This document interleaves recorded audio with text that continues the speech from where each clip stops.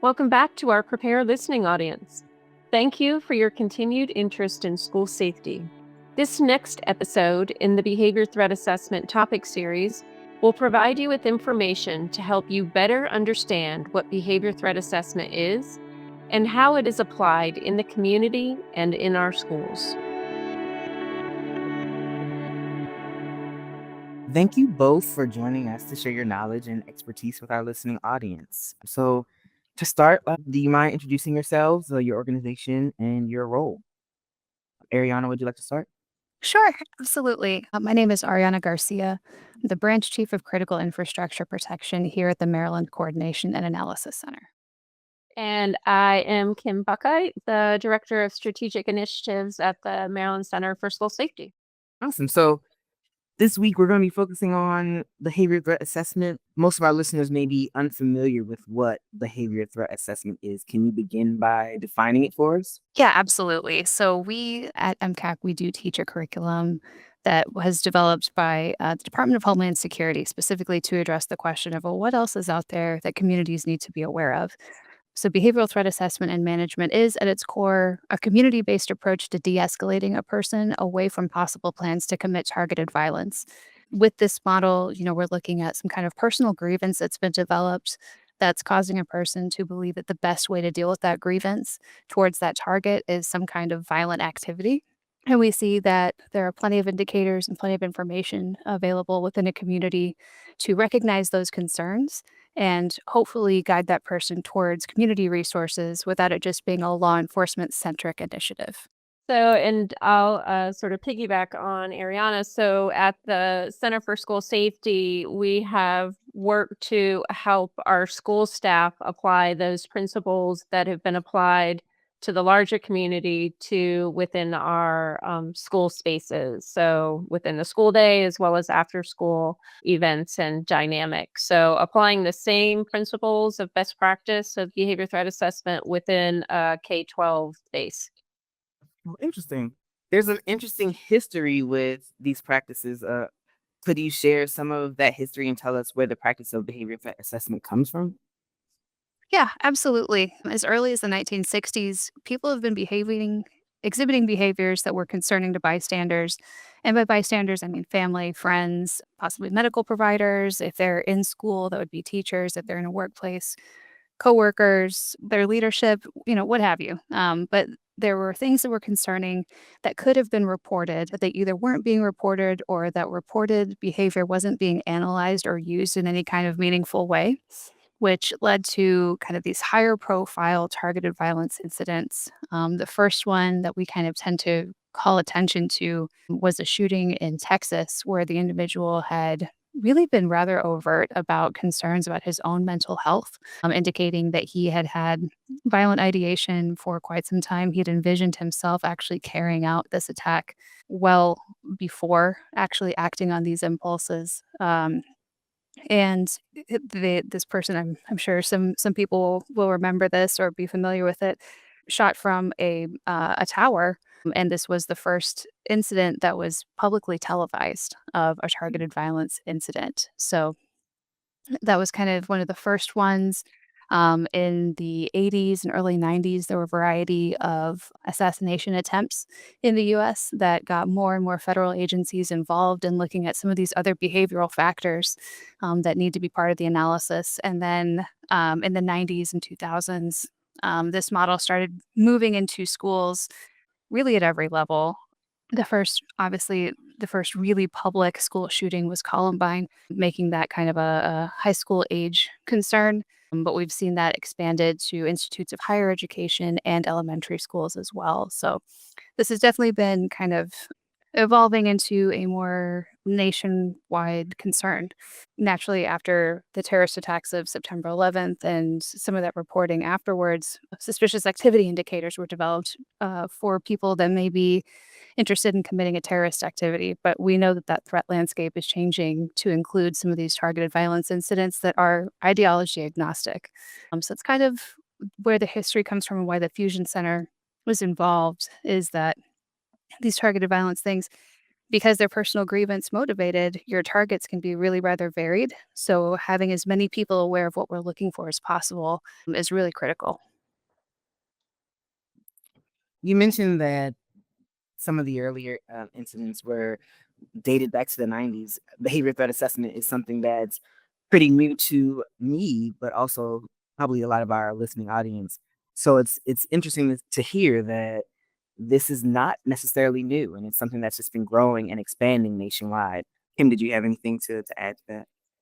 Yeah, I was gonna say the school space. So, I became a principal in '99, right after the Columbine event. And honestly, for my 20-year career, I was not familiar with behavior threat assessment. It wasn't until really probably 2020 that I started to first hear about behavior threat assessment and started to really sort of dig into learning more and gaining as much knowledge and expertise in that area to be able to support our schools in Maryland as they implemented.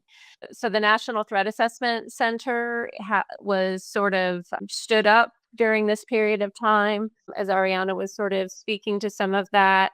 As far back as 2002, they actually started to develop some reports that they were publicizing related to threat assessment in schools and what that looks like. 2021, there's a pretty large report that ends up getting some traction, I think, with school officials. So we start to see, I think, in 2020, maybe just a little before that, our in Maryland, the Safe to Learn Act of 2018 actually includes some requirements for Maryland schools related to behavior threat assessment, its use, applying a multidisciplinary team approach. But it's really in the last 5 to, 8 years that you see this really rapid adoption and growth within the K-12 school space. In Maryland, we don't do a lot of direct interaction with higher ed, although I think where Ariana and I are seeing a lot of our higher education institutions are reaching out for the enter the National Threat Evaluation and Reporting Training and are looking to increase their knowledge and skills in that space also. So it has been really interesting, although it's been around for a while. As educators, we didn't really know about it and then begin to apply those practices as soon as maybe we should have as educators. I know in some spaces or some states, there's behavior threat assessment, as Kimmy mentioned, on education school side. And then in some places, there's only behavior threat assessment when it comes to community or statewide that really deals with like adults. What purpose does behavior threat assessment serve in our Maryland communities? So we kind of got involved in this as our critical infrastructure protection partners were really rather concerned with an insider threat more than some of these other things that we typically talk about. And inevitably, that insider threat involves behavior of either people in the workplace or people who are interacting with some of these facilities or their missions and causing some concern about that security, right? A personal grievance is naturally very personal, right? So that can be just about anything. But having more people in the community aware of what it is that we're talking about when we ask people to report something is really critical. VTAM itself is empowering people to report what they know. And part of it that I really like is that the community is encouraged to trust that these trained professionals are going to be able to respond to that concern and that there's an established fact based approach that really stresses the dignity of everybody involved. We've seen enough in law enforcement communities that an erosion of trust means significant lack of reporting, right? Why would I tell somebody something that's going on with someone in my life if I believe that that person is going to be treated poorly or that information is going to be leaked or we're going to make the problem worse? So, having this kind of model in place is really helpful to help the community kind of come together around this person and recognize it's not necessarily a punitive thing. And I think that is some kind of miscommunication about behavioral threats that we need to work on dispelling, both in schools but also in the wider community, right? We're trying to connect people with resources that they need that a lot of communities have. They just don't know that this can be applied to that. So that for me is a really huge part of this. And I did want to share a couple of statistics because I think that when these things happen, I feel like, well, I didn't know that that was something to worry about, or I didn't know that Yeah, actually, now that you mention it, there was something going on with this person. And that National Threat Assessment Center through US Secret Service published something in January 2023, which is the Mass Attacks in Public Spaces publication. It's available online. It's incredible. But they studied 173 attacks and found that 76% of offenders exhibited behaviors that concerned others, which to me is just a wild percentage, right? Like that Right. is, yeah, it's so much lost information. And I feel that by bringing this approach to the community itself, we are empowering those bystanders to really value what it is that they know. Different bystanders in a person's life are going to be able to provide radically different information, right? If you think about your own connections, your own relationships, a person's family is going to know different things about them than their friends or people that they work with, or if they're in a faith-based community, how they're showing up to that community. So everybody kind of has a piece of the puzzle, and making sure that they know people in government or law enforcement or, whatever discipline is involved in that particular BTAM team. They care, they want to know, they're tasked with this specifically, so there is no competing attention for other things. This community is the focus. So having that model available, I think, is really, really critical to our communities here in Maryland. And I think that I absolutely agree. And you mentioned that behavior threat assessment is not punitive. I love that, and I hope that that message really is what's heard when as we start to share more about what a behavior threat assessment is, especially when it comes to schools. So, Kim, what purpose does it serve, or it being behavior threat Mhm. assessment? What does that serve in schools? Yeah, so to again, to capitalize on what Ariana is saying in terms of what's happening within the community, we see that same application in our school spaces. Students know things, right? There Mhm. are always instances where students, sometimes staff as well, but always students are aware that an individual may have been in a bad space. Hindsight's 2020, but we're really working to get our students to not wait until after something happens, but instead to report those things in advance so that we can prevent, but also so that we can intervene with the individual who's struggling, right? Back to that grievance. The individual who is perpetrating that violence, either to others or to themselves, is in a bad space and is really crying out for help very often. And people are either choosing to ignore that or are not recognizing the cries for help for what it truly is. So, at MCSS with all of our locals, so all of our local public schools as well as private and non-public schools have been involved in learning more about this space. Is part of it is making sure we're teaching the adults and the students what to look for and when it's appropriate to reach out to adults to say, I'm concerned, right? I'm seeing this, I'm hearing this. I think somebody needs to look into it more. And then to really kind of prevent and intervene so that our school officials have the knowledge and experience to be able to know when something is potentially urgent and imminent, right, about to happen when they're notifying law enforcement and or when something is lower down what we call the pathway to violence and this is an individual who needs to be I use kind of circles of care, right? That we need to wrap our hands around this kid, involve more individuals in supporting this child and often the child's family to provide those interventions in the community, but in the school to help them move into a better space and move down that pathway. So that's the thing. The other kind of item that I wanted to maybe speak to is I'll sort of beckon back to my career as a school administrator. Often, when I had situations with a student that I was really concerned about, and had a lot of information to indicate that this individual posed a threat to the other students in the building, to the building as a whole, I really had to go on my own personal instinct and gut. I did not have a process that I could fall back on a team to use to be able to confirm or deny, right? That feeling that I had, that impression. So it was often sort of me as an individual being out there in that space, making recommendations to a board, to a superintendent.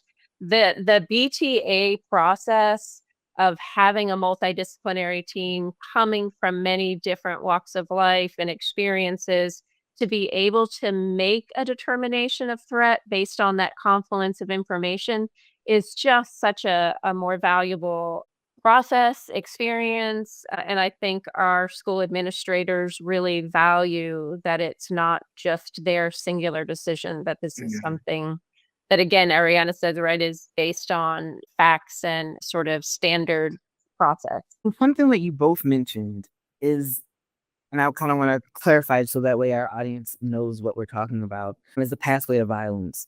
And can either of you kind of describe or explain what that is? You also mentioned the grievance, and I want to make sure that everybody's on the same page when we're talking about those things as it pertains to the behavior assessment. How about I'll take grievance? I'll talk a little bit about grievance maybe, and I'll let Ariana maybe handle the pathway to violence. From a school standpoint, we all can understand that we encounter grievances, right, every day in life, regardless of how old or young we are. Within a school space, kids are interacting. There's so many different social interactions that occur over a course of a day. And honestly, now in the age of social media, right, a day is 24 hours, 7 days a week for our students today. So, the opportunity for students to be unhappy, to have a grievance with another individual is just part of them being human and growing up, right? It's really around what coping skills they have to be able to manage those grievances in an appropriate way, what resources they have at their disposal, other adults in their life who are able to help lead them through resolving grievances in appropriate ways. I think we see when we have students who don't have those people in their lives, those protective factors to help them work through this, that we see the grievance can grow, right, and escalate and fester and not be resolved. And or a term that I've heard that people will use, a grievance collector, an individual who every day is encountering situations at school or in their life where more and more grievances are kind of building upon each other, so that we see those grievances moving into some violent ideation and other elements on the pathway to violence. So I'll kind of throw it to Ariana to talk about the pathway maybe. Yeah, absolutely. So that personal grievance is kind of mandatory to use this model of pathway to violence. When we're talking about targeted violence, it's based on this thing that happened, whether it's real or perceived, right?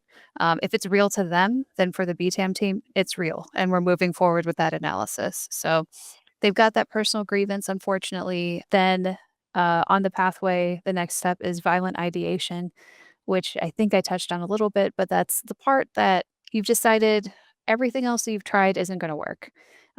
Whether you've worked through legitimate conflict resolution processes, whether you've raised a complaint and it didn't go anywhere, maybe you can't get away from the situation, whatever it is, at this point, our subject is concerned about getting some kind of retribution or satisfaction about this grievance. And they decided that violence is really the only way to do it. So whether that target is a person, a group of people, a place, or sometimes, what a place might represent, they've decided that violently attacking that target is the best way forward. So unfortunately, then when they would move into research and planning.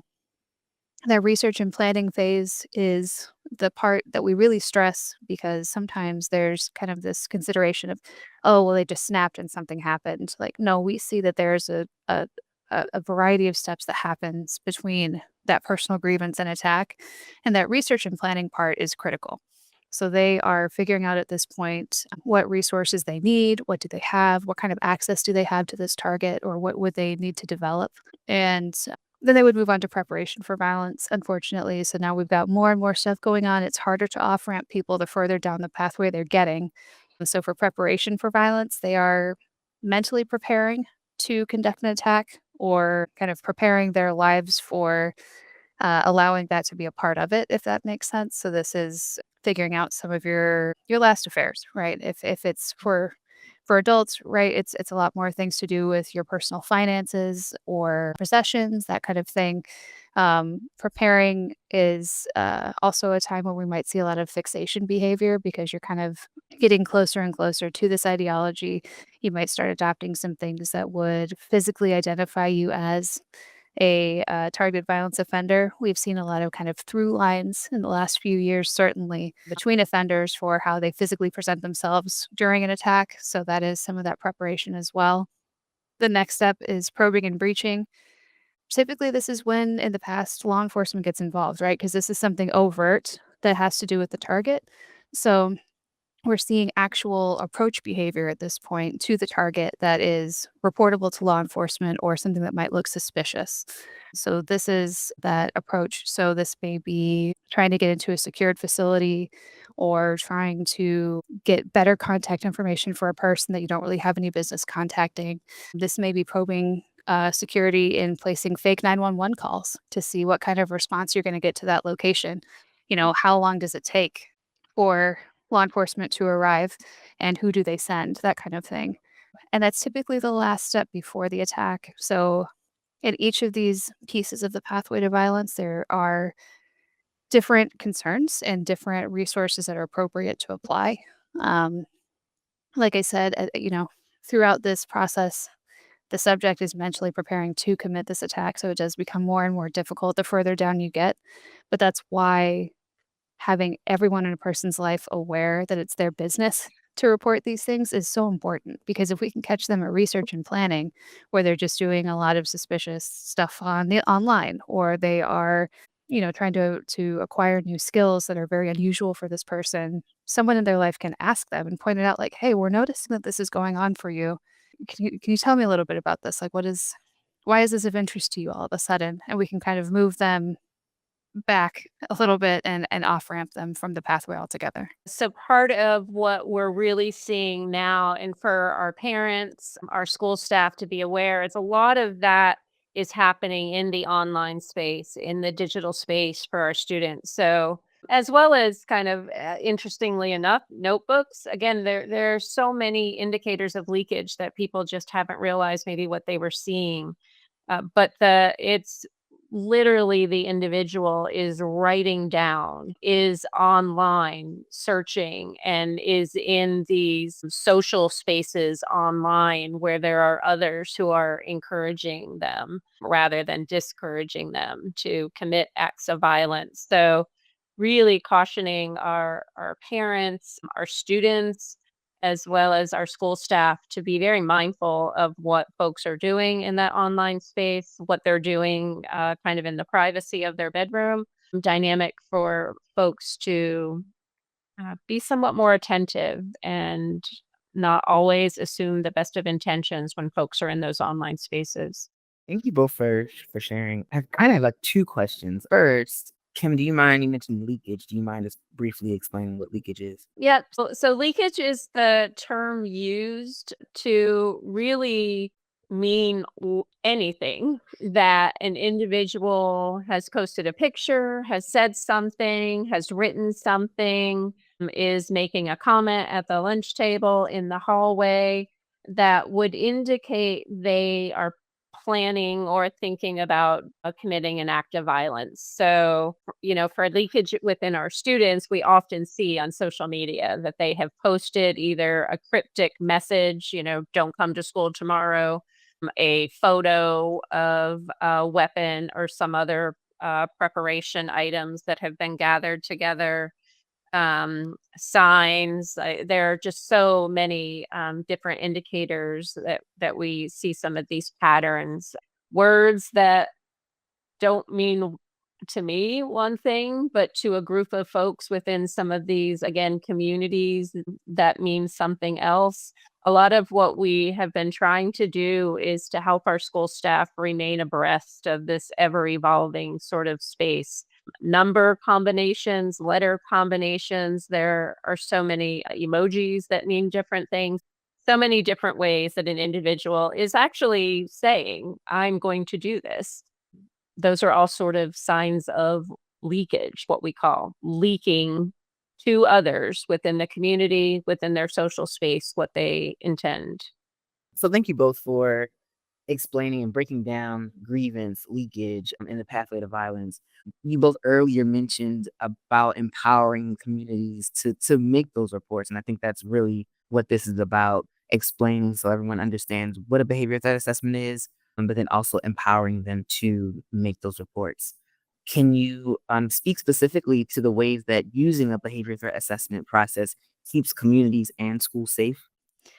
So that's a great question. I think, in my opinion, prevention is everything.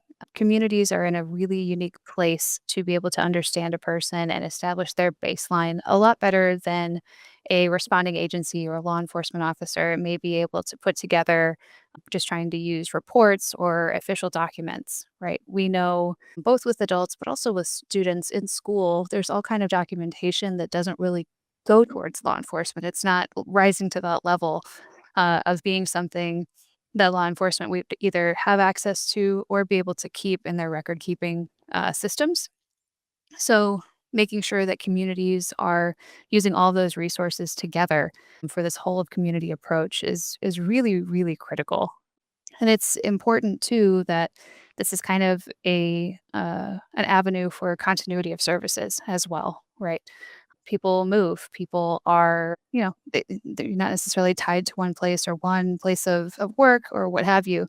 But within a community, having a BTAM team already established and developing rapport and maintaining relationships with either the subject or people in that person's life that are helping this off ramping process is really critical. So, the more that we can do to keep communities looped in and part of that process, the more it's kind of all of us and not just a somebody else problem, which I think is some of the rhetoric that we've seen in these past incidents that do unfortunately come to pass.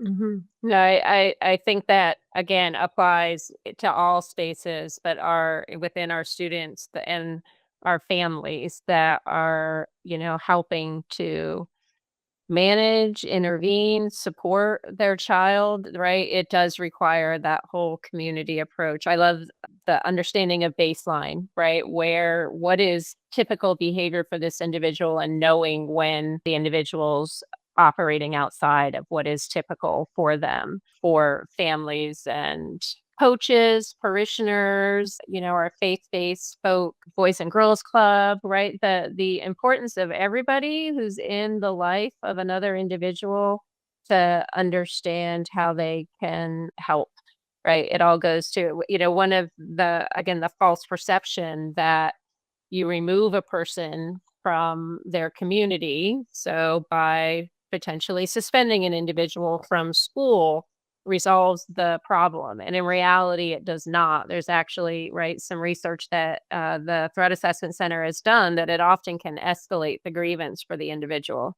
So rather than removing, instead increasing the number of people who are wrapping their hands around this family and student, increasing the opportunity for them to access supports and resources that are going to help them is just critical. And I think in Maryland, we know the more that we can add those resources for our really most challenged individuals, both in the K-12 space, but as these kids walk across the graduation stage and become adults, right? They're still needing supports. What is that circle of care look like for the 19, 20, 25, 30-year-old?